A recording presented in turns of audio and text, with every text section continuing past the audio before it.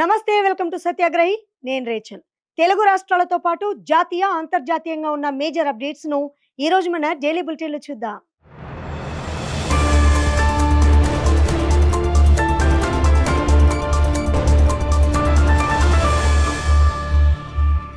తెలంగాణలో మరో ఎన్నికల నగారా మోగింది. రాష్ట్రంలో 2 రాజ్యసభ స్థానాలకు ఎన్నికల షెడ్యూల్ విడుదలయ్యింది. ఈ ఎన్నికలకు ఫిబ్రవరి 26న నోటిఫికేషన్ రానుంది. మార్చి 16న పోలింగ్ జరగనుండగా అదే రోజు సాయంత్రం 5 గంటల నుంచి ఓట్ల లెక్కింపు ప్రారంభమవుతుంది. మార్చి 20వ తేదీ నాటికి దేశవ్యాప్తంగా రాజ్యసభ ఎన్నికలు ముగియనున్నాయి. ఏప్రిల్ 9వ తేదీతో తెలంగాణ ఎంపీలైన కేఆర్ సురేష్ రెడ్డి, అభిషేక్ సింఘ్వి పదవీ కాలం పూర్తి కానున్నాయి. ఆ 2 స్థానాలకు ఎన్నికలు నిర్వహించేందుకు ఎన్నికల సంఘం సిద్ధమవుతోంది. హైదరాబాద్ మెట్రోపాలిటన్ ఏరియా అభివృద్ధిపై రాష్ట్ర ప్రభుత్వం ప్రత్యేక ఫోకస్ పెట్టింది. అందుకు అనుగుణంగా హెచ్ఎండిఏ మాస్టర్ ప్లాన్ 2050 రూపొందిస్తోంది.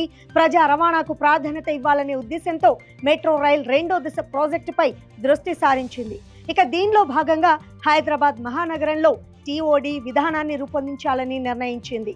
ఇప్పటి వరకు 9 మార్గాలను గుర్తించారు. ఆ ఏరియాలో చేపట్టాల్సిన అభివృద్ధి కోసం లోకల్ ఏరియా ప్రణాళికలను సిద్ధం చేస్తున్నారు. మదనపల్లి బాలిక అత్యాచార ఘటనపై వైసీపీ అధ్యక్షుడు వైఎస్ జగన్మోహన్ రెడ్డి ఘాటుగా స్పందించారు. ప్రభుత్వ నిర్లక్ష్యం వల్లే ఇలాంటి దారుణాలు జరుగుతున్నాయన్నారు. రాష్ట్రంలో బాలికలపై వరుసగా అత్యాచారాలు జరుగుతూ ఉంటే చంద్రబాబు ప్రభుత్వం మొద్దు నిద్రపోతోందని ట్విట్టర్ వేదికగా జగన్ మండిపడ్డారు. విశాఖలో డిప్యూటీ సీఎం పవన్ కళ్యాణ్ కాన్వాయ్కు ప్రమాదం జరిగింది.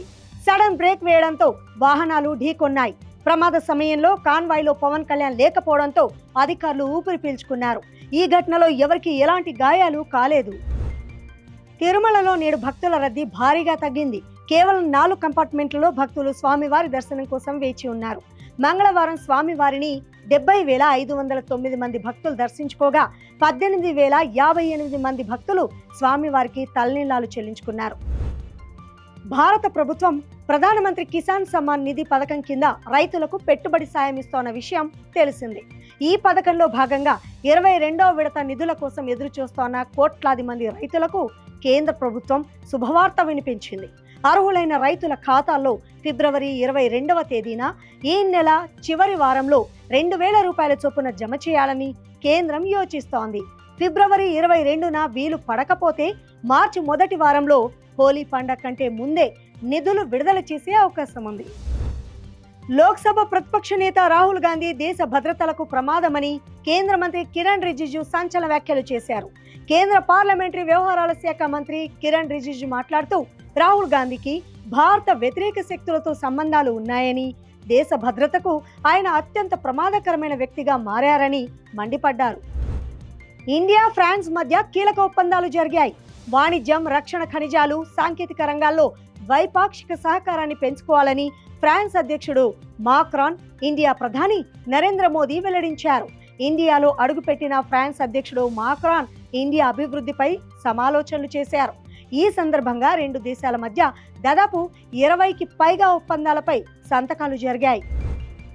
గత కొన్ని రోజులుగా పెరుగుతూ టెన్షన్ పెట్టిన బంగారం, వెండి ధరలు ఇప్పుడు మెల్లగా దిగొస్తున్నాయి. బుధవారం తెలుగు రాష్ట్రాల్లో బంగారం ధరలు స్వల్పంగా తగ్గాయి. నేడు 24 క్యారెట్ స్వచ్ఛమైన బంగారం 10 గ్రాముల ధర 1,54,200 రూపాయలుగా నమోదైంది. ఇక ఆభరణాల తయారీకి వాడే 22 క్యారెట్ బంగారం 10 గ్రాముల ధర 1,41,350 రూపాయల వద్ద కొనసాగుతోంది. కేజీ వెండిపై ఏకంగా 5,000 రూపాయలు తగ్గింది. ఇక దీంతో నేడు కేజీ వెండి ధర 2,60,000 రూపాయలకు చేరింది. టాలీవుడ్ ఇండస్ట్రీలో beautiful heroine Rashmika Mandanna young hero Vijay Deverakonda పెళ్లి చేసుకోబోతున్న సంగతి తెలిసిందే. చాలా రోజులుగా సీక్రెట్ గా రిలేషన్ లో ఉన్న ఈ జంట ఈ నెల చివరిలో పెళ్లి పిట్టలెక్కబోతోంది. ఫిబ్రవరి 26న విజయ్ దేవరకొండ, రష్మిక వివాహం జరగబోతోంది. విజయ్ దేవరకొండ, రష్మిక జంట గురించి ఆసక్తికర విషయం సోషల్ మీడియాలో వైరల్ గా మారింది.